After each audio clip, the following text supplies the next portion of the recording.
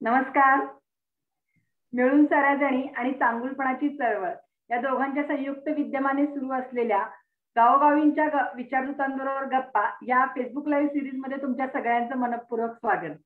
आजच्या सेशन मध्ये आपण भेटणार आहोत माननीय श्री जमीर कांबळे सरांना आणि त्यांच्याशी गप्पा मारणार आहेत दीपा देशमुख मॅडम. मी आजच्या पाहुण्यांची ओळख आणि पुन्हा एकदा स्वागत करण्यासाठी मिळून साऱ्याजणीच्या संपादिका गीताली मॅडमांना विनंती करते की त्यांनी आजच्या कार्यक्रमाची. गीताली मॅडम. धन्यवाद प्रणोती. या कार्यक्रमात जॉईन झालेल्या सर्व जणांचं मी मनापासून स्वागत करते. हा कार्यक्रम मिळून साऱ्याजणी मासिक आणि चांगुलपणाची चळवळ या दोन संस्थांच्या वतीने आपण आयोजित केला आणि विद्याबाळ अध्यासन प्रकल्प मिळून साऱ्याजणीचा चालू आहे. त्याच्या अंतर्गत हा आपण कार्यक्रम म्हणजे आपल्याला माहित आहे की ज्येष्ठ सामाजिक कार्यकर्त्या विद्याताई बाळ यांच्या स्मृतीसाठी हा कार्यक्रम आहे. आणि विद्याताई म्हणजे मिळून साऱ्याजणी असं समीकरण एक समाजाच्या सर्व लोकांच्या मनामध्ये आहे. म्हणून विद्याताईंच्या स्मृतीसाठी गेल्या 31 वर्षामध्ये मिळून साऱ्याजणी मासिकांनी काय सामाजिक, सांस्कृतिक, वाङ्मयीन आणि थोडंफार राजकीय योगदान केलं याचा सविस्तर अभ्यास होणार. आणि हा अभ्यास करत असताना आपले गावोगावचे जे प्रतिनिधी आहेत, विचारदूत आहेत, त्यांनी या सगळ्यामध्ये खूप मोठ्या पद्धतीने सहभाग घेतलेला आहे. हा सहभाग लोकांच्या पर्यंत पोहोचावा. आपले कोण कोण विचारदूत आहेत, त्यांनी काय पद्धतीने मिळून साऱ्याजणीचा विचार लोकांपर्यंत पोहोचवला हे कळण्याच्यासाठी म्हणून आपण विचारदूतांबरोबर गप्पा करतो. आजच्या आपल्या विचारदूतांबरोबरच्या गप्पांमध्ये मिळून साऱ्याजणीचे जवळचे स्नेही जमीर कांबळे हे आलेले आहेत. त्यांचं मी मनापासून स्वागत करते. जमीर, तुझं मनापासून स्वागत आणि खूप मनापासून धन्यवाद, तू वेळात वेळ काढून इथे आलास. जमीर बरोबर गप्पा मारायला आपली मिळून साऱ्याजणीची प्रतिनिधी दीपा देशमुख ही आहे. दीपा देशमुख काय पद्धतीने खुबीदारपणे गप्पा मारते आणि बरोबर समोरच्याकडे छान माहिती काढून देते हे आपण आतापर्यंत ऐकलेलं आहे. त्याच्यामुळे मला असं वाटतं की आजच्या गप्पा छान रंगाव्यात आणि म्हणून मला असं वाटतं की जास्ती मी बोलणार नाहीये. फक्त मला एक दोन गोष्टी मिळून साऱ्याजणी विषयी सांगायचं. मिळून साऱ्याजणी जेव्हा ऑगस्ट 89 मध्ये सुरू झालं तेव्हा त्याची ब्रीद वाक्य आपण जे म्हणतो, टॅगलाईन जी म्हणतो मासिकाची, ती अशी होती की स्वतःशी नव्यानं संवाद सुरू करणारं मासिक. म्हणजे स्वतःशी आपण बोलतं राहायला पाहिजे, स्वतःमध्ये डोकावून पाहायला पाहिजे. आणखीन आपल्या मनातले विचार बदलण्यासाठी, परिवर्तित होण्यासाठी म्हणून आपण प्रयत्नशील आहे. नंतर 20व्या वर्षी मिळून साऱ्याजणी म्हटलं की लोकांना असं वाटतं हे बायकांचं मासिक, नावच मिळून साऱ्याजणी म्हणून. पण आपण सतत सांगत आलो की मिळून साऱ्याजणीमध्ये सारे जण पण येत. म्हणून तरी पुरुषांना असं वाटायचं की मिळून साऱ्याजणी मासिक म्हटलं ना, आम्ही चार चौघात वाचत असलो तर आम्हाला थोडं ऑकवर्ड वाटतं. तुम्ही नाव बदला ना, मिळून सारे जण असं नाव करा. तर आम्ही असं म्हटलं की प्रिन्सिपलीच आम्हाला मिळून सारे जण हे नाव नाही करायचं, मिळून साऱ्याजणीच ठेवायचंय. कारण सभा संमेलनात जेव्हा मित्रांनो असं म्हटलं जातं, सर्रास सगळे जण म्हणतात, तेव्हा आम्ही बायका गृहीत धरतो की हा मित्रांनो मध्ये आम्ही मैत्रिणींनो पण. तसं आता आम्हाला असं वाटतंय की पुरुषांनी जरा आपलं मन मोठं करावं आणि मिळून साऱ्याजणीमध्ये मिळून सारे जण पण आले हे त्यांनी समजून घ्या. म्हणून तरी सुद्धा पुरुषांना थोडस ते जास्ती ऑकवर्ड वाटतंय असं लक्षात आल्यामुळे, थोडं पुरुषांचा इगो अजूनही या व्यवस्थेमध्ये जास्ती असल्यामुळे आपण टॅगलाईन बदलली आणि ती टॅगलाईन अशी केली की स्त्रियांनी आणि पुरुषांनी स्वतःशी आणि परस्परांशी संवाद साधावा यासाठी, आणि अर्थातच हा संवाद नव्यानं साधावा यासाठी. हे 20व्या वर्षी आपण आपलं मासिक प्रवाही आहे. ज्या पद्धतीने विचार बदलत जातात किंवा वास्तव बदलत जातं त्यानुसार आपण समता, स्वातंत्र्य, मैत्रभावाचा विचार करत जातो. आतापर्यंत जेंडर म्हणजे स्त्री पुरुष असं मानलं गेलं, म्हणून आपण स्त्रियांनी आणि पुरुषांनी असं. पण नंतर आता आपल्याला माहित आहे असेल की LGBTIQ चळवळ ही खूप जोरात आता पुढे येते आणि स्त्री आणि पुरुषांच्या पलीकडची जी लैंगिकता आहे ती स्वीकारली गेली अशी या चळवळीची मागणी आहे. आमची उपेक्षा झाली आहे आजवर, ती झाली नाही पाहिजे. आणि म्हणून आपण 30व्या वर्षी पुन्हा मिळून साऱ्याजणीची टॅगलाईन बदलली आणि ती टॅगलाईन आता अशी आहे की कोर्ट्समध्ये ती आणि तो कोर्ट्समध्ये यांच्या पलीकडचे सर्व ते पुन्हा कोर्ट्समध्ये यांचा स्वतःशी आणि परस्परांशी नव्यानं संवाद सुरू व्हावा यासाठी. म्हणजे आपण सर्वच जणांना कवेमध्ये घेऊन आपलं हे परिवर्तनाचं काम पुढे नेतो. आणि त्याच्यामुळे आताची जी टॅगलाईन आहे 30व्या वर्षात झालेली, त्याच्यामध्ये ती, तो आणि ते असं सर्वजण याच्यामध्ये आहेत. आणि या पद्धतीचा विचार सर्वांनी करावा. LGBTIQ विषयी सगळ्यांनी समजून घ्यावं की मुळात ही चळवळ काय आहे, ही चळवळ काय आहे आणि याच्या डिमांड्स काय आहेत, मागण्या काय आहेत. आणि या पद्धतीने आपण ते या सर्वांना उपेक्षित करण्यामध्ये आपलं स्वतःच सुद्धा एक काहीतरी योगदान आहे, निगेटिव्ह अर्थाने. तर त्या पद्धतीने आपण आता विचार न करता सर्वजण आपण एकाच प्रतिष्ठेची माणसं असं म्हणून मैत्रभावानी स्वातंत्र्य समतेचा विचार करा. आणि हा विचार आपण कसा कसा करत जातो, विचारदूत या पद्धतीने आपल्याला कुठे कुठे मदत करतात हे आपण सगळं समजून घेऊ. तर आजचे आपले पाहुणे जे आहेत जमीर कांबळे यांची ओळख मी करून देणार नाही, नेहमी मी म्हणते तसं की ती मुलाखतीतूनच होणार आहे. आणि दीपा देशमुख ही पण आपल्याला माहित आहे की मुलाखत घेण्यात कशी माहीर आहे. पण तिची ओळख आता ती घेत असताना फक्त दीपा म्हणून होईल म्हणून मी एवढंच सांगते की दीपा ही चांगली मोठी लेखिका आहे, संवेदनशील लेखिका आहे. तिची कितीतरी पुस्तकं प्रसिद्ध झालेली आहेत आणि ती चांगली जप्ती पण आहे, व्याख्याती पण आहे. ती गावोगावी जाऊन व्याख्यानं पण देते. त्याच्यामुळे दीपा देशमुख आता आपल्या जमीर कांबळेशी बोलणार आहे. तर मी दीपाला विनंती करते की दीपा आता गप्पांना सुरुवात. दीपा. धन्यवाद गीताली. जमीरचं पण आपल्या आजच्या सत्रात खूप खूप स्वागत. आणि मैत्रिणींनो, मित्रांनो किंवा मित्रांनो मैत्रिणींनो, मला आज तुम्हाला सांगायला खूप आनंद होतोय की जमीर आज आपल्याकडे आहे. आणि जमीर बद्दल बोलताना, जमीर मी एकदम माझ्या बालपणात गेलीये तुझं नाव ऐकून. लहानपणी अमिताभ बच्चन म्हणजे अगदी सर्वस्व होता माझा आणि तो खूप आवडायचा. आणि त्याचा एक चित्रपट होता, त्याचं नाव होतं जमीर. आणि त्याच्यातलं एक गाणं होतं, तुम भी चलो हम भी चले चलती रहे जिंदगी. तर हे जे गाणं आहे ते सुद्धा, तो घोडा, ती सायरा बानो, तो अमिताभ बच्चन, सगळं काही तुझं नाव घेतलं की मला पुन्हा आठवतं.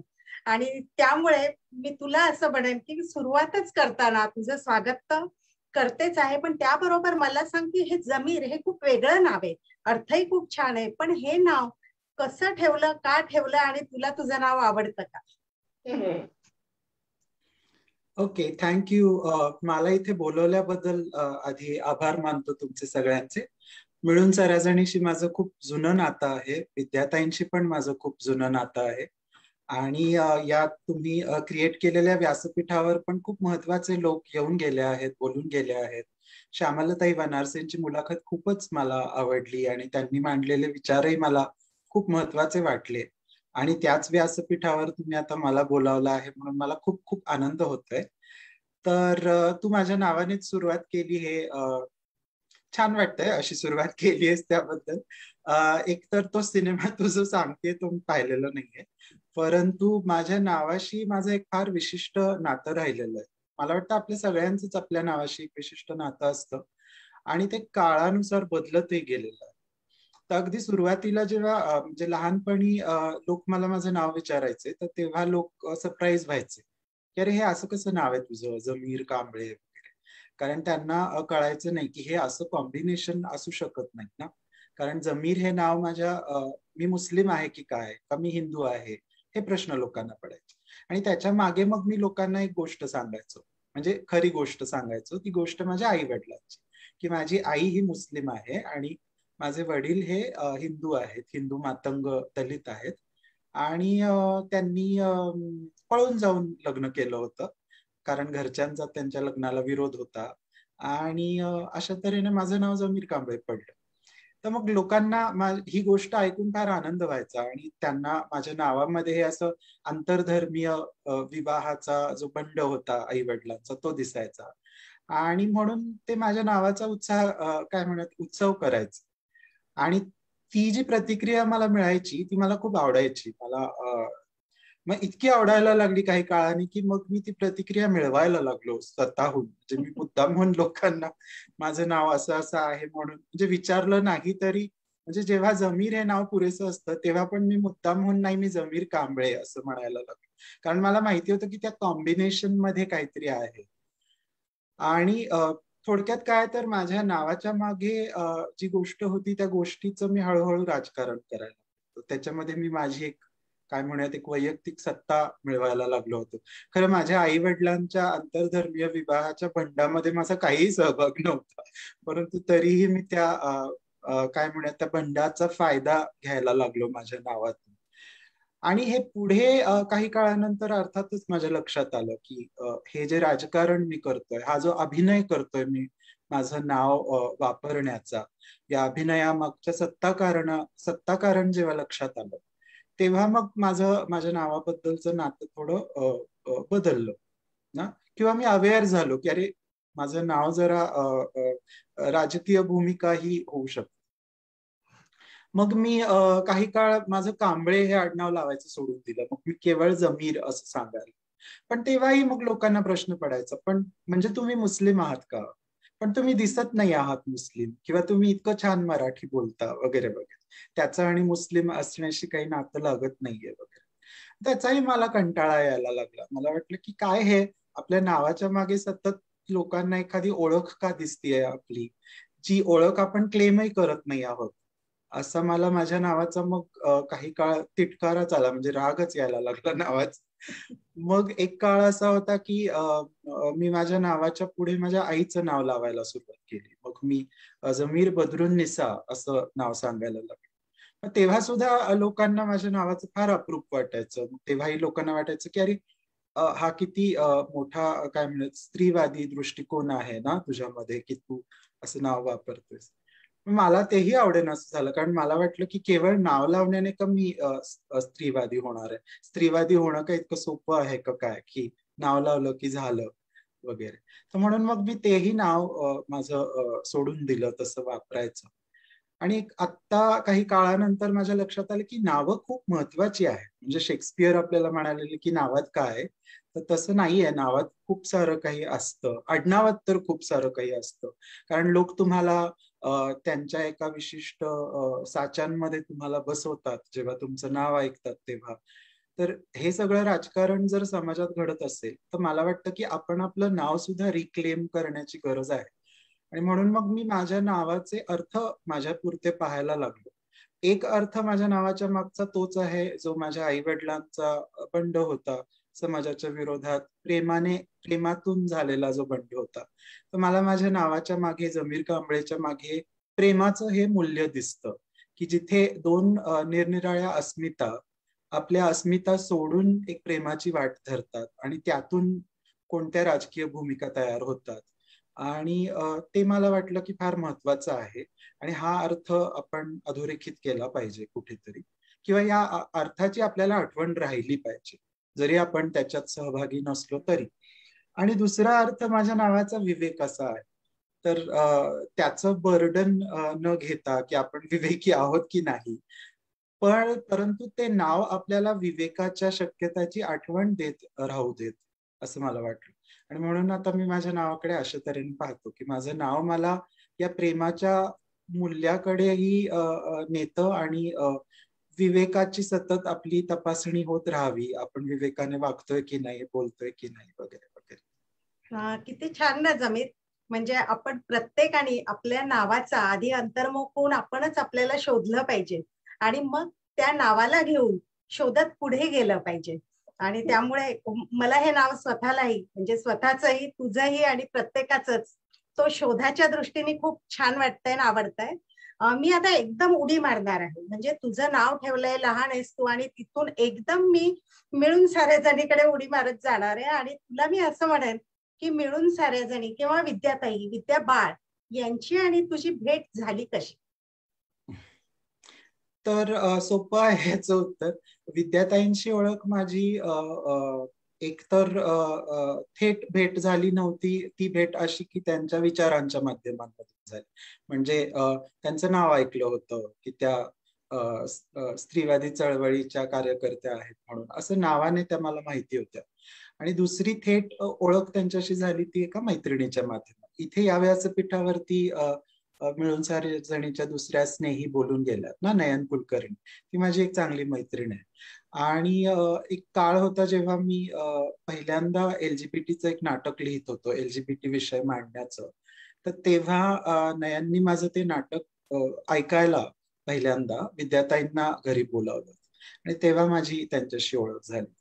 आता विद्याताईंचा विषय निघालाच आहे, तर मला अजून काहीतरी सांगायचं आहे. तर माझ्यासाठी विद्याताई आता त्या आपल्यामध्ये नसल्यामुळे मला पुन्हा या नात्याबद्दल विचार करायला आवडेल. आणि माझ्यासाठी आता विद्याताई, कारण मला वाटतं की आपण व्यक्तिपूजेमध्ये न अडकता विद्याताई माझ्यासाठी एक विचार आहेत ना. आणि मी जेव्हा जेव्हा विद्याताईंना आठवतो तेव्हा मला त्यांच्याबरोबर झालेल्या संवादातून जे विचार मला मिळाले आहेत त्या विचारांची मला आठवण राहते. तर विद्याताई आणि मी एका व्यासपीठावरती एकत्र बोलत होतो एकदा. रानडे इन्स्टिट्यूटच्या विद्यार्थ्यांनी आम्हाला बोलावलं होतं प्रेम या विषयावरती बोलायला. आपण पुन्हा प्रेम या विषयाकडे आलो. तर तेव्हा आम्ही विद्याताई, मागे पण तू म्हणालीस ना तसं, विद्याताई थोडंसं आधीच आपल्याशी बोलतात कार्यक्रम सुरू व्हायच्या आधी, थोडीशी तयारीच्या दृष्टीने वगैरे वगैरे. तर आम्ही बोलत होतो आणि तेव्हा मी म्हणत होतो की आता भांडवलशाही इतकी वाढलेली आहे जगात, इतकी दुकानं चालू असतात माणसांची, त्या दुकानांमध्ये प्रेम करणं किती अशक्य झालंय ना. तर तेव्हा मला सतत आठवणीत राहणारा एक मुद्दा विद्याताईंनी दिला होता. तो असा की त्या म्हणाल्या, दुकानांचे पर्याय जोपर्यंत सापडत नाहीत तोवर आपण प्रेमाने दुकानं चालवूयात, असं त्यांनी मला त्या दिवशी सांगितलं होतं. तर तो विचार माझ्या मनात खूप राहिला. आणि अर्थात जेव्हा आपल्याला एखादा विचार एखाद्या माणसाकडून भेटतो आणि जेव्हा आपण म्हणतो की माणूस ही व्यक्तिपूजा नसून माणूस हा एक विचार आहे, तर विद्याताई नावाचा हा जो विचार आहे त्या विचाराला आपण भेटलं पाहिजे, त्या विचारांना आपण प्रतिप्रश्नही केले पाहिजेत वेळ प्रसंगी. आणि त्या विचाराला अजून पुढे फुलवलं पाहिजे, त्या विचाराला अजून पुढे पण नेलं पाहिजे. तर मला प्रेमाचं त्यांनी सांगितलेला मुद्दा महत्वाचा वाटलाच, परंतु दुकानांना पर्याय जोवर सापडत नाही हा त्या विचारातला भाग मला जास्त महत्वाचा वाटला. आणि तो भाग मला माझ्या दृष्टीने माझ्या वाटचालीसाठी फार महत्वाचा वाटतो, कारण की मी सातत्याने दुकानांसाठीचा पर्याय शोधत राहिलेलो आहे. मिळून साऱ्या जणीशी कसा जोडला गेलास? तर अशाच तऱ्हेने म्हणजे विद्याताईंनी माझं नाटक वाचलं एलजीबीटीचं, आणि त्यावेळेला विद्याताईंनी खूप प्रोत्साहन दिलं मला की हे नाटक तू नक्कीच बसवावंस, जमल्यास आम्ही या नाटकासाठी फंडिंग सुद्धा मिळवू, आम्ही तुला स्पॉन्सर करू वगैरे वगैरे, प्रयोग लावू. आणि त्यांनी तसा प्रयोगही लावला. ऑफबीट नावाचं ते नाटक होतं, एक 10-12 वर्षांपूर्वी ते मी लिहिलं होतं आणि बसवलं होतं. तर अशा तऱ्हेने मिळून साऱ्या जणीशी सुद्धा संबंध आला. मग जेव्हा जेव्हा निरनिराळ्या व्यासपीठांवरनं मी एलजीबीटीचे विषय मांडायला सुरुवात केली, तेव्हा एकदा असंच मी एक भाषण दिलं होतं एलजीबीटीच्या प्रश्नांवरती. आणि तेव्हा मी ते उमज, समज आणि सहज अशा 3 शब्दांच्या चौकटींमध्ये तो विषय मांडला होता. अगदी थोडक्यात सांगायचं तर आपल्याला आपली लैंगिकता कधीतरी उमजते, आपल्याला ती कधीतरी लक्षात येते. तशी ती माझ्याही लक्षात आली मला माझ्या तरुणपणी. आणि मग असं लक्षात आलं की अरे, समाजामध्ये आपल्या लैंगिकतेसाठीची समज नाहीये. तर तो झाला समजेचा भाग. आणि मग ती समज येण्यासाठी आपण प्रयत्न केले पाहिजेत, तेव्हा कुठे आपला समाज आपल्यासाठी आणि इतरांसाठी सुद्धा सहज होऊन जाईल. तर असं थोडक्यात त्या मांडणीचा विषय होता. आणि तो विद्याताईंना खूप आवडला.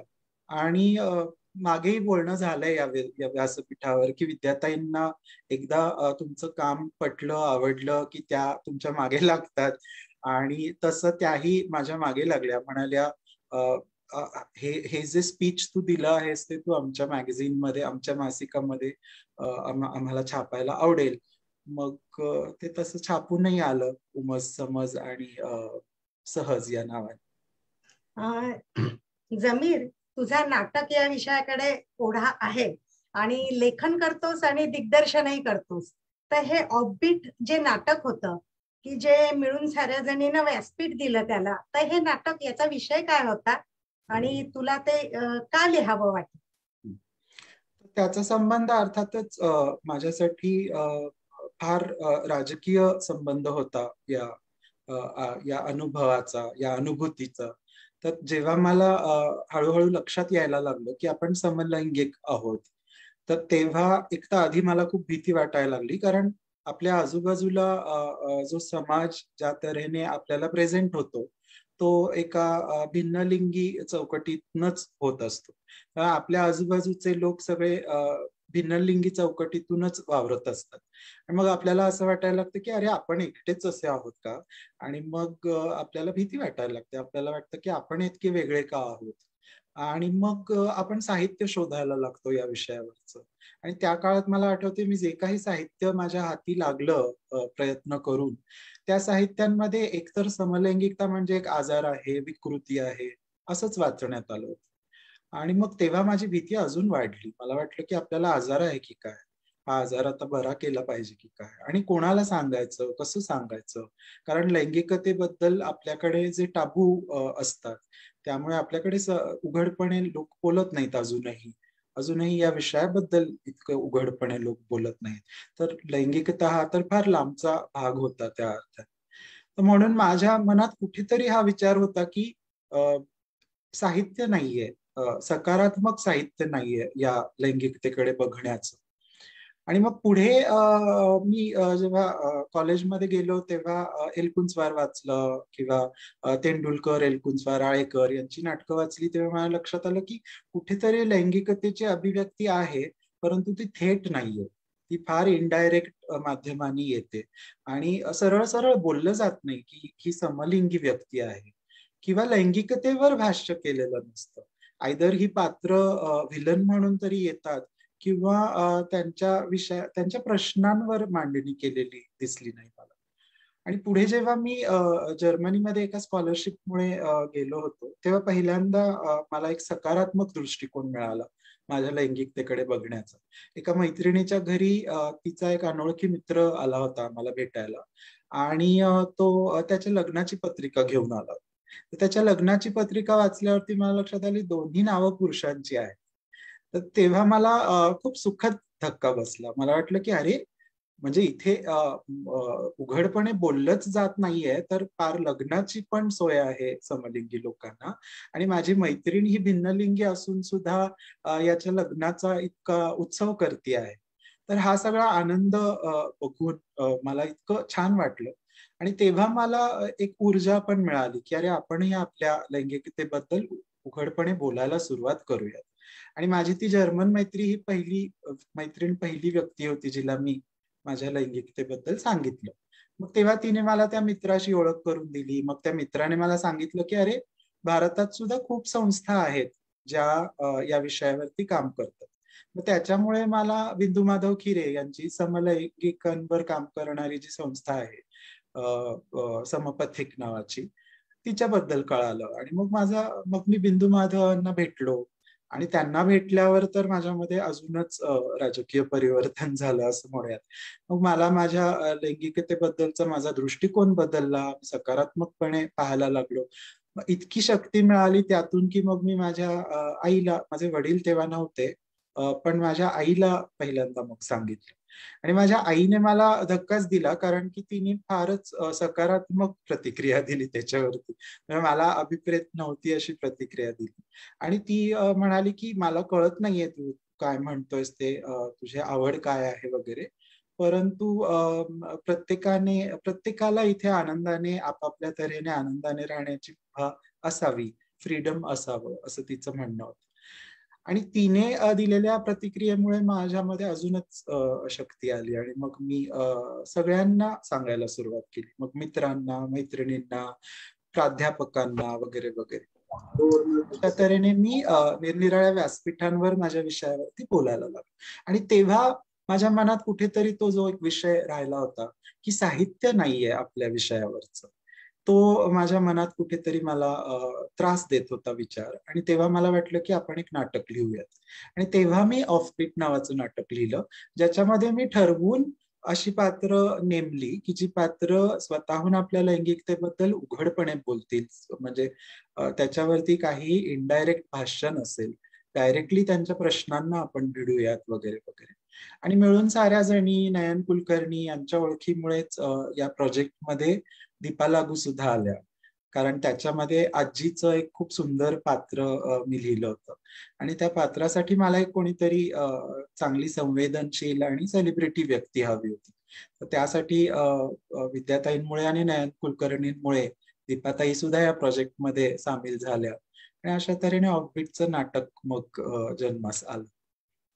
जमीर, मी म्हणजे जिनियस लिहिताना ॲलन ट्युरिंग म्हणजे संगणक क्षेत्रातला हा इतका मोठा माणूस पण केवळ समलिंगी असल्यामुळे त्याचं आयुष्य झाकोळून गेलं.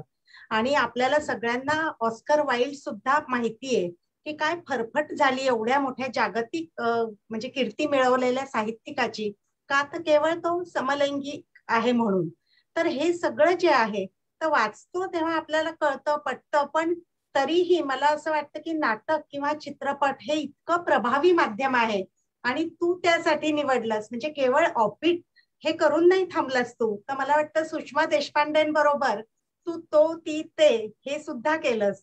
आणखीन त्याच्या पुढे जाऊन लोकशाही उत्सवात सुद्धा तू मनशा की शादी असंही केलं होतंस. आणि आणखीन म्हटलं तर हिजडा नावाचं पण नाटक तू केलंस. तर ही मला असं वाटतं की या नाटकाचा आधार घेऊन तू एक प्रकारे चळवळच सुरू केलीस. तर या नाटकांविषयी पण थोडस सांग ना. हो, नाटक माध्यम आपल्याला जरी असं वाटत असलं की त्याचा राजकारणाशी काही संबंध नाही, तर असं समजून चालणार नाही. ती चुकीची समज आहे. त्याच्यासाठी एवढं कारण पुरेसं आहे की नाटकांवरती सेन्सरशिप असतं. इनफॅक्ट ऑफबीट जेव्हा मी लिहिलं होतं, ऑफबीट हे नाटक माझ्यासाठी एक चळवळ होती हे मला कधी लक्षात आलं, जेव्हा हे नाटक सेन्सॉर होत नव्हतं. कारण तोपर्यंत मला माहितच नव्हतं की महाराष्ट्रामध्ये नाटकाला सेन्सॉरशिपची गरज लागते. आणि सेन्सॉरशिप वाल्यांनी फारच चमत्कारिक प्रतिक्रिया दिली होती माझ्या नाटकावरती. ते म्हणाले होते की मराठीमध्ये समलैंगिकता नसते. आणि ही प्रतिक्रिया इतकी चमत्कारिक होती. मला म्हणायचं ते, मग मी त्यांना म्हटलं तुम्हाला काय म्हणायचं की भाषेमध्ये ती शब्द नाहीये त्याच्यासाठी, का मराठी माणसांमध्ये समलैंगिकता नसते. आणि त्यांच्या या काय म्हणूयात इतक्या एकतर भोळ्या आणि भोळीच भूमिका म्हणायची, तर ती मला वाटलं की त्यांच्या या भूमिकेमुळे मला लक्षात आलं की या नाटकाला किती राजकीय महत्व आहे. आणि म्हणून मग मीही त्या गोष्टीला सिरियसली घ्यायला लागलो. म्हणून माझ्या लक्षात आलं की नाटक हे माध्यम खूपच पॉवरफुल माध्यम आहे लोकांपर्यंत पोचण्याचं. जसं मासिक आहे, म्हणजे वाचकही तुम्ही वाचकांपर्यंतही पोचता, तर जसं मासिक हे चांगलं माध्यम आहे वाचकांपर्यंत पोचण्याचं, तसं नाटकाचा प्रेक्षक असतो, तुम्ही प्रेक्षकांपर्यंत पोचता. तर मग ऑफबीट काय, हिजडा काय, तोती ते काय, तेव्हा प्रेक्षकांनी दिलेल्या प्रतिक्रिया, प्रेक्षक बॅकस्टेजला येऊन भेटायचे किंवा पात्रांना येऊन, ज्यांनी अभिनय केला त्यांना येऊन भेटायचे, आपलं मनोगत मांडायचे, म्हणायचे की काही जण म्हणायचे या विषयाबद्दल काहीच माहिती नव्हती, तर धन्यवाद तुम्ही आम्हाला या विषयाबद्दल माहिती दिली. किंवा काहींनी असंही सांगितलं की आमच्या आजूबाजूलाही असे लोक आहेत, त्यांच्याबद्दल मात्र आम्ही म्हणजे आमची काहीच भूमिका नव्हती, आम्ही त्यांच्याशी ना बोलत होतो किंवा त्यांची दखलही घेत नव्हतो. तर या नाटकामुळे त्यांनी या समाजातील या घटकांची दखल घ्यायला सुरुवात केली वगैरे. तर ह्या प्रतिक्रिया माझ्यासाठी महत्वाच्या होत्या आणि या सगळ्या नाटक या माध्यमातून आलेल्या प्रतिक्रिया होत्या. म्हणून नाटकाशी असलेला संबंध मी अजूनही कायम ठेवलेला आहे. मला अजूनही वाटतं की नाटक हे खूप पॉवरफुल माध्यम आहे विषय मांडण्याचं, राजकीय विषय मांडण्याचं, चळवळीतले विषय मांडण्याचं. समीर, तू चळवळीचं नाव काढलंस म्हणून विचारते की LGBTQ असेल किंवा इतर चळवळी, तू चळवळींकडे कसा बघतोस? चळवळींकडे आत्ता विचारलंस तर चळवळी खूप महत्वाच्या वाटतात, परंतु आपण थोडस मागे जाऊयात. तर चळवळीशी माझं नातं जे होतं ते असं होतं की मला चळवळींची काही घेणं देणं.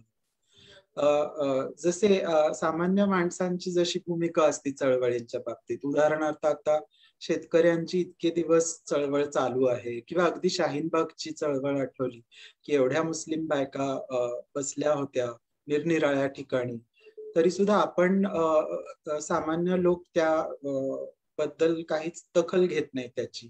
तर आपली ही जी अराजकीय भूमिका असते तशीच माझी पण भूमिका होती. आणि माझ्यासाठी माझी चळवळ ऑफबीट ही कधी सुरू झाली, तेव्हा जेव्हा मला माझे वैयक्तिक प्रश्न हे सामाजिक प्रश्न आहेत असं लक्षात आलं. म्हणजे जेव्हा माझी घुसमट व्हायला लागली तेव्हा कुठे मी राजकीय झालो, म्हणजे मी ओढला गेलो चळवळींमध्ये. नंतर मला असा प्रश्न पडला काही काळाने की आपण चळवळींमध्ये आपल्या वैयक्तिक घुसमटीमुळे ओढले जातोय का, म्हणजे वैयक्तिक मला त्रास होणार नसेल कुठलाही तर याचा अर्थ मी चळवळींमध्ये भाग घेणार नाही का. तर सॅडली हे सत्य आहे आजचं की जोवर आपल्याला आपण प्रिव्हिलेज्ड आहोत, जोवर आपल्याला विशेष अधिकार मिळत आहेत या समाजामध्ये, जोवर आपली समाजातली जागा ही काय म्हणत सिक्युअर्ड आहेत, सेफ आहे, तोवर आपल्याला हे प्रश्न आपल्याला डसत नाहीत ना. मग तो जातीचा प्रश्न असू देत, स्त्रीचा प्रश्न असू देत. बरं असं नाहीये की हे घटक आपल्याला दिसत नाहीत. म्हणजे आपण बुद्धाची गोष्ट ऐकली आहे ना की बुद्धाला पहिल्यांदा जेव्हा ह्या 3 व्यक्ती भेटल्या तेव्हा त्याच्यामध्ये परिवर्तन झालं. त्यांनी एका आजारी माणसाला पाहिलं, त्यांनी मृत्यू पाहिला. तसं आपल्याला असं नाहीये ना, आपल्याला सगळ्या व्यक्ती आपल्या आजूबाजूला दिसतायत. आपल्याला तृतीयपंथी दिसतायत, रस्त्यावरून भीक मागताना दिसतायत. आपल्याला आपल्या घरामध्ये बायका आपलं घरातलं काम करताना आपल्याला दिसतायत. कामवाली बाई आपल्याकडे येते, तीही आपल्याला माहिती आहे. पण आपण कधीच स्वतःला प्रश्न विचारत नाही की या व्यक्तीचा वर्ग कोणता, या व्यक्तीचा धर्म कोणता, या व्यक्तीची जात कोणती, या व्यक्तीचं लिंग काय, लिंग भाव काय, या व्यक्तीची लैंगिकता काय, आणि या सगळ्याचे प्रश्न काय समाजातले, यांना किती अधिकार दिलेले आहेत समाजाने, कायदेशीर हक्क म्हणा किंवा यांच्याबद्दलची समज किती आहे आपल्यामध्ये. आणि हे सगळे प्रश्न आपल्याला कधी भिडायला लागतात सॅडली तेव्हा जेव्हा आपल्याला ते आपल्यासाठी ते वैयक्तिक असतात. नाहीतर मग आपण मी भलं, माझं कुटुंब भलं, माझी नोकरी भली, अशीच आपली एक अराजकीय भूमिका असते. पण माझ्या नंतर लक्षात आलं की ही अराजकीय भूमिका सुद्धा खरं तर राजकीय भूमिकाच असते, कारण की तो एक पळपुटेपणा असतो, कारण एक सोयीची भूमिका असते ना. तर ही सोयीच्या भूमिकेतून जोवर आपण बाहेर येत नाही तोवर चळवळ आपल्यासाठी, चळवळींशी आपलं नातं सुरू होत नाही. तर माझ्यासाठी वैयक्तिक का होईना, वैयक्तिक कारणांमुळे का होईना, LGBT चळवळीशी माझं नातं जुडलं आणि त्या चळवळीमुळे माझं इतर चळवळींशी पण नातं जुडलं. कारण चळवळींचा एक सुंदर असं आहे की चळवळींमध्ये एखादा आवाज उठतो आणि तो आवाज खरं तर एका विशिष्ट असमानते च्या बाबतीत तो बोलत असतो. एका असमानतेच्या विरोधात तो आवाज उठलेला असतो. आणि जेव्हा आपण असमानतेकडे बघत असतो एका विशिष्ट घटकाच्या, तेव्हा हळूहळू आपण असमानतेकडेच बघायला लागतो. मग आपल्याला लक्षात येतं की असमानता फक्त त्या विशिष्ट घटकांशी संबंधित नाहीये, तर अजून इतर घटकांच्याशी पण संबंधित आहे. मग हळूहळू आपल्याला लक्षात येतं की अरे फक्त LGBT लोकांच्याच बाबतीत असमानता नाहीये, तर स्त्रियांच्या बाबतीत पण आहे, दलितांच्या बाबतीत पण आहे, मुस्लिमांच्या बाबतीत पण आहे, शेतकऱ्यांच्या बाबतीत पण आहे. आणि अशामुळे आपल्याला हळूहळू असमानतेकडे आपण पाहायला लागतो आणि इतर चळवळींशी पण आपण जुडायला लागतो. आणि मग हे मला वाटतं चळवळींचं एक खूप सुंदर एक कॅरेक्टरिस्टिक आहे, वैशिष्ट्य आहे की तो कार्यकर्त्यांमध्ये पण एक संवाद तयार करतो. अर्थात तो संवाद आपण किती पुढे नेतो हा एक महत्वाचा प्रश्न आहे. कारण अगदी मिळून साऱ्या जणीच उदाहरण घ्यायचं झालं तर, किंवा इतर सुद्धा मुख्य प्रवाहातल्या चळवळींच उदाहरण घ्यायचं झालं तर, मला असं वाटतं की आपण खूप या आवाजांचा, हे जे काही निरनिराळे आवाज उठतात त्यांची आपण हवी तेवढी दखल घेत नाही. मला असं वाटतं की आपण कुठेतरी नकळतपणे किंवा कळतपणे सुद्धा त्यांचा उत्सवच करत बसतो. जसं की LGBT आहे उदाहरणार्थ, की आता LGBTचा विषय आपण मांडवायला लागूयात वगैरे वगैरे असं म्हणण्याच्या मागे कुठेतरी एक कल्याणकारी भूमिका असते की आता आपण त्यांच्यासाठी जागा तयार करून देऊयात, व्यासपीठ तयार करून देऊयात आणि मग त्यांचे प्रश्न त्यांनी मांडावेत असं आपल्याला वाटतं. त्याच्या मागे आपलं असं म्हणणं असतं की त्यांचे विषय त्यांनी मांडावेत कारण त्यांचे विषय त्यांनाच माहिती आहेत जास्तीचे. परंतु ती चळवळ इथे थांबली नाही पाहिजे असं मला वाटतं. विद्याताई म्हणजे एक विचार आहेत असं आपण मागे पण म्हणालो, तसं विद्याताईंनी संवादाचा एक विचार आपल्याला दिलेला. तर संवाद म्हणजे काय, तर मला वाटतं संवाद म्हणजे त्याची पहिली पायरी ही आहे की दोन माणसं एकत्र येतात आणि मग ते आपापले विषय आपापले प्रश्न मांडायला लागतात.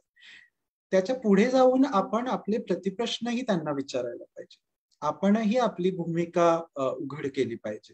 म्हणजे LGBT वरती स्त्रीवादी लोकांची भूमिका काय आहे, त्यांचं त्याच्यावरचं म्हणणं काय, त्यांचे प्रतिप्रश्न काय आहे. मग असं लक्षात येईल की कदाचित LGBTचे लोक सुद्धा स्त्रीवादी नाही आहेत. म्हणजे असं लक्षात येईल की ते LGBTचे लोक सुद्धा फार पेट्रियार्कल आहेत, फारच पितृसत्तेच्याच दिशेने जाणारे आहेत. आणि हे आपल्याला केव्हा लक्षात येईल, जेव्हा संवादाचं विसंवाद घडेल. म्हणजे संवादामध्ये एक विसंवाद सुद्धा अभिप्रेत आहे मला. तर मला वाटतं की विसंवाद सुद्धा घडायला पाहिजे, तो घडवून आणला पाहिजे. आणि तो कधी घडेल, जेव्हा आपण आपलंही म्हणणं, म्हणजे केवळ व्यासपीठ देऊन उपयोग नाही, तर आपणही आपले प्रतिप्रश्न विचारावेत, आपणही त्या प्रश्नांना भिडावं, आपणही त्या प्रश्नांवरती काहीतरी भाष्य करावं, जेणेकरून भांडण होईल आपल्यामध्ये. आणि होऊ देत भांडण ना. त्या भांडणातून कदाचित आपण अजून पुढे जाऊन आपल्याला आपल्यातला एक कॉमन हेतू सापडेल. आणि कदाचित तो कॉमन हेतू हा असेल की समतेचा असेल. कदाचित तेव्हा आपल्याला कळेल की अरे आपण लढतोय एकाच गोष्टीसाठी ना. तर मग ते जेव्हा लक्षात येईल तेव्हा आपल्या चळवळी खरं तर एकत्र येतील खऱ्या अर्थाने, असं मला वाटतं. मला वाटतंय आवाजांचा हा जो उत्सव आहे, तसंच दलित स्त्रीवाद्यांच्या बद्दलही झालेला आहे. म्हणजे दलित स्त्रीवादी आवाज जो होता हा फार पॉवरफुल आवाज होता. त्या आवाजामुळे आपल्याला खूप महत्वाच्या गोष्टी लक्षात आल्या आहेत पितृसत्तेच्या बाबतीत. आणि मला वाटतं LGBTच्या लोकांना सुद्धा हे लक्षात येत नाहीये की त्यांची चळवळ ही स्त्रीवादी चळवळीशी जोडलेली आहे. हे त्यांच्याही लक्षात येत नाही. कारण लैंगिकता हिचा संबंध लिंगभावाशी आहे आणि लिंगभावाचा संबंध लिंगाशी आहे. आणि लिंगभावाचा संबंध भारतामध्ये जातीशी आहे, धर्माशी आहे, वर्गाशी आहे. तर याचाच अर्थ तुम्ही स्वतःची वैयक्तिक चळवळ चालवूच शकत नाही. ना स्त्रीवादी ती चालवू शकतात, ना LGBTचे लोक ती चालवू शकतात, ना दलित स्त्रीवादी ते चालवू शकतात. तर आता असं होऊन बसलंय की प्रत्येक जण एकमेकांशी नुसते भांडत बसलेले आहेत ना. एकतर किंवा मग आपण व्यासपीठ तयार उपलब्ध करून देतो, कारण आपल्याला गिल्ट येतं, आपल्याला वाटतं की नाही त्यांना जागा देऊयात बोलायला, कारण त्या गिल्ट मधून आपल्याला वाटतं असं करा. पण मला वाटतं की अजून सिरियसली घेऊन अजून पुढे जाऊयात आपण. तर आता उदाहरणार्थ मिळून साऱ्या जणीचंच उदाहरण घेऊयात, कारण आपण मिळून साऱ्या जणीच्या चौकटीतून आता बोलतोय. आता मासिकामध्ये जर ही टॅगलाईन येत असेल की ती तो ते, इथे एक अजून मुद्दा आहे, तो प्राधान्यक्रमाचा आहे. म्हणजे मगाशी गीताली म्हणाली तसं प्राधान्यक्रमाचं राजकारण सुद्धा होतच, जे स्त्रीवाद्यांनी उचलून धरलं होतं. त्या पुरुषांना म्हणाल्या होत्या की दरवेळेला जेव्हा आपण माणूस असं म्हणतो तेव्हा माणूस मध्ये पुरुषच अभिप्रेत असतो ना. जगभरातल्या स्त्रीवाद्यांनी हे दाखवून दिलं होतं की बऱ्याचदा अभिप्रेत हा पुरुषच असतो ना. बाई ही बाई सुद्धा माणूस असते, हे असं वेगळं सांगावं लागायचं ना. तर किंवा बाई माणूस असाही शब्द तयार झालेला आहे. तर बाई ही त्या शब्दामध्ये नव्हती कुठेतरी, तर म्हणून तिला प्राधान्य दिलं ना. तर या संवादामध्ये जर आपण तिला प्राधान्यक्रम दिला असेल आणि तो हा दुसरा असेल, तर आमची दिशा पिंकी शेख नावाची जी तृतीयपंथी कार्यकर्ती आहे, ती आज हा प्रश्न विचारते की आम्ही तिसरे का ना. त्यामुळे आधी जर तो हा पहिला होता आणि स्त्री ही दुय्यम होती, तर आता आम्ही तिसरे का. तर आता मिळून साऱ्या जणी जर हे सगळं बदलत असेल, तर त्याच्या प्राधान्यक्रमाच्या बाबतीतही आपण एखादी भूमिका घेऊ शकतो. आणि दुसरं म्हणजे मला असं वाटतं की पुन्हा नावांकडे आपण आलो. नावं खूप महत्वाची आहेत. तर मला वाटतं गीताली म्हणाली तसं मिळून साऱ्या जणी या नावामागे एक भूमिका होती ना. आणि ती जर भूमिका आपल्याला इतकी क्लिअर आहे, तर मला वाटतं ती भूमिका पुरेशी आहे ना. कारण की त्या भूमिकेत म्हणजे मिळून साऱ्या जणीमध्ये सगळेच अभिप्रेत आहे. कारण मी मगाशी म्हटलं तसं लैंगिकतेचा संबंध लिंगभावाशी आहे ना, आणि लिंगभावाचा संबंध जातीशी आहे. तर म्हणून टॅगलाईनशी सतत आपण झगडत राहण्यापेक्षा आपण मासिकाच्या आत काय करू शकतो, किंवा आता हे जे ऑनलाईन माध्यम तयार झालेलं आहे, त्या ऑनलाईन माध्यमांमध्ये मला वाटतं आपल्याला खूप शक्यता उपलब्ध झालेल्या आहेत ना. पहिला प्रश्न, मिळून साऱ्या जणी किती जणांपर्यंत पोहोचतंय, कोणाकोणांपर्यंत पोहोचतंय. उदाहरणार्थ माझ्या आजीला मिळून साऱ्या जणी माहित नव्हतं, माझ्या आईला मिळून साऱ्या जणी कधीच माहिती नव्हतं. तर मला वाटतं की ते पोहोचलं पाहिजे सगळ्यांपर्यंत. पुण्यातल्या कोणकोणत्या विशिष्ट वर्गांपर्यंतच मासिक पोहोचतं ना. तर तसं असेल तर केवळ पुण्याबद्दल बोलत असू आपण, तर आपण मासिकाला घेऊन जाता येईल का निरनिराळ्या ठिकाणी. उदाहरणार्थ बुद्ध विहार जे आहे ना, तर मिळून साऱ्या जणी पण मध्ये पण कार्यकर्त्या असतील ज्यांचा बुद्ध विहारांशी संबंध असेल, त्यांच्या माध्यमाने आपण जर बुद्ध विहारांमध्ये मासिक घेऊन गेलो, मग तिथे स्त्रियांना जमा करू लागलो, त्यांना मासिकाबद्दल सांगू लागलो, पुरुषांना, स्त्रियांना, LGBT लोकांना कार्यशाळा घेऊ लागलो, त्यांच्यासोबत त्यांना बोलतं करू लागलो, त्यांना लिहितं करू लागलो. त्यांना लिहिता येत नसेल तर त्यांना बोलतं करूयात आणि आपण ते ट्रान्स्क्राईब करूयात. अशा तऱ्हेने आपल्याला मासिकामध्ये त्यांचे विषय, त्यांचे प्रश्न मांडता येतील. आणि मगाशी मी म्हटलं तसं पुढे जाऊन संपादिका म्हणून गीताली किंवा इतर अजून श्यामलताई सारख्या व्यक्ती आहेत, यांच्या बरोबर संवाद घडवून आणू शकतो. म्हणजे जो विसंवाद म्हणत होतो ना, तोही आपण घडवून आणूया. म्हणजे उदाहरणार्थ समज मी एखादा विषय मांडला एक लेखाच्या अर्थाने, तर त्या लेखाच्या पुढे अजून एक लेख यावा, ज्या लेखामध्ये श्यामलताईंनी किंवा गीतालीने एक भूमिका घ्यावी ना. आणि मग हा संवाद विसंवाद असाच चालत राहावा पुढे. तो फक्त एका लेखापुरता राहू नये आणि तिथेच तो संपू नये. नाही तर आपल्याला वाटतं की एक लेख आला आणि म्हणजे आपली भूमिका झाली, आपली संपली, आपण घेतली भूमिका.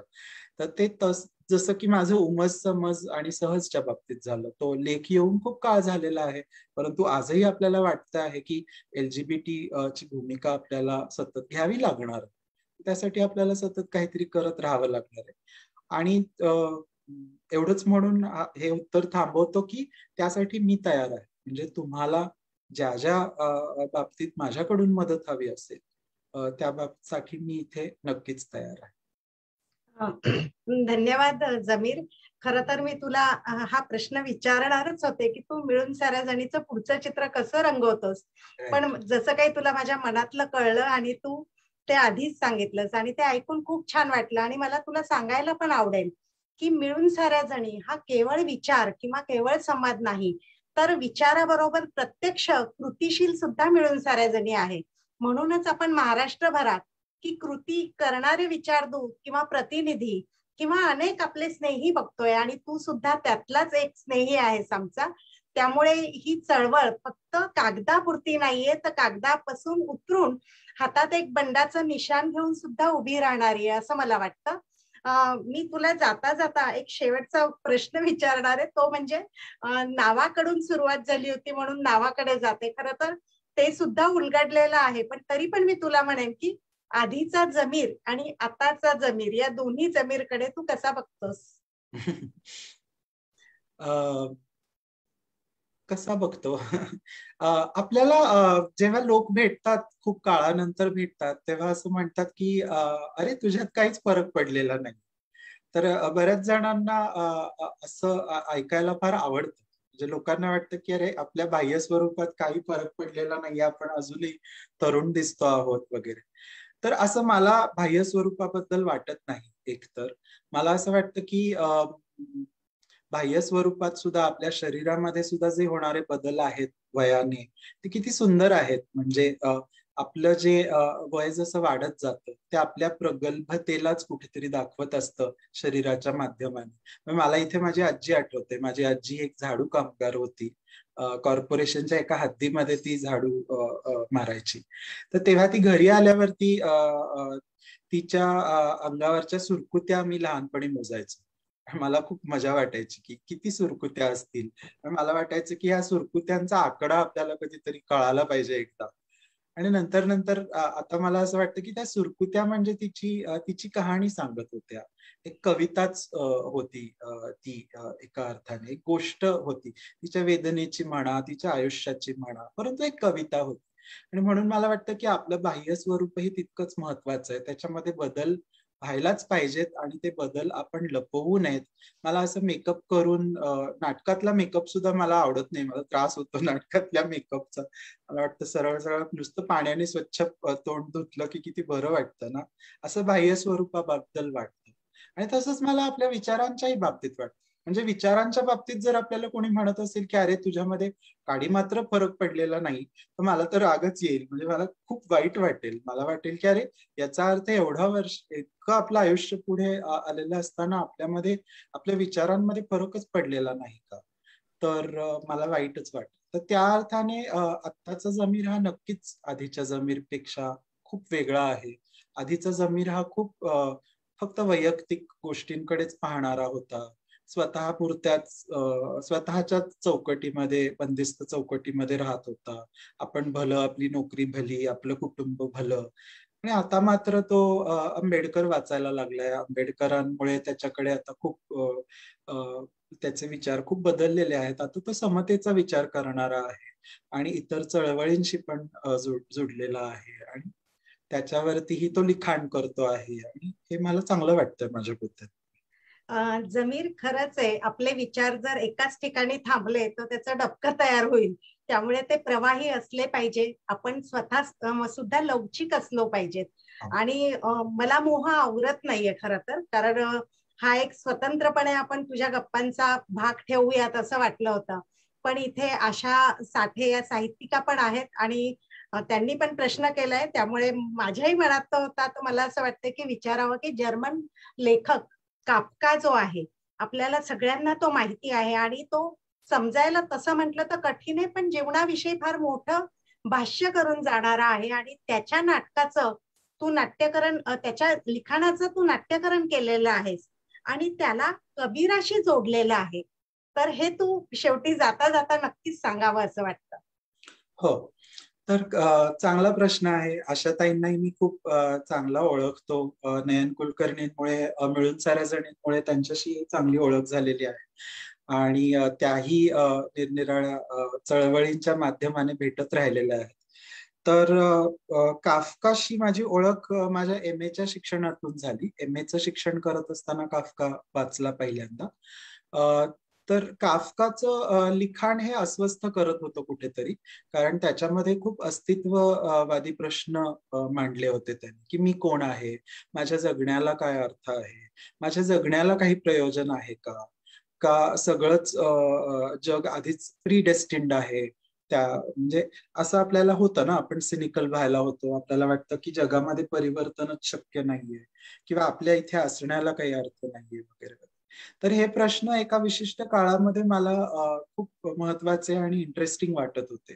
तर त्या काळात मी काफकाचं नाटकही बसवलं, मराठीमध्ये भाषांतर केलं त्याच्या काही लघुकथांचं आणि त्या कथांचं नाट्यकरण केलं. परंतु नंतर मला हे प्रश्न इतके अस्वस्थ करत होते की मला मग सतत वाटायचं की पण या प्रश्नांची उत्तरं पण आपण शोधली पाहिजे. आणि ती उत्तरं मला त्यावेळेला कुठेतरी ओशोंच्या वाचनामध्ये ती सापडत होती आणि ओशोंनी मांडलेल्या कबीराच्या माध्यमाने ती सापडत होती. तर तेव्हा मला वाटलं की आपण काफका आणि कबीरची अशी एक फिक्शनल भेट घडवून आणली तर नाटकामध्ये, की जिथे काफका आणि कबीर एकत्र येतील आणि त्या प्रश्नांची उत्तर, म्हणजे एक संवाद विसंवाद घडेल आणि त्याच्यातून प्रेक्षकांना एखादी दिशा मिळू शकेल का. तर अशा अर्थाने मी सुनो भाई काफका अशा नावाचं एक नाटक लिहिलं होतं आणि ते केलंही होतं.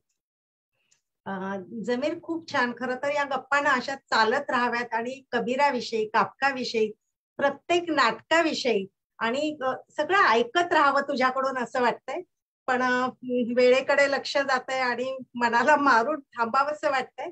पण मला तुला असं म्हणायचंय की तू जे आज सांगितलंस की तो विसंवाद सुद्धा खूप महत्वाचा आहे, कारण त्यातनच सुसंवादाकडे आपण जातो. तर मिळून साऱ्या जणी त्यात सगळे आलेच आहेत, तूच सांगितलंय. तर हे नक्कीच आपण सगळे लक्षात ठेवू.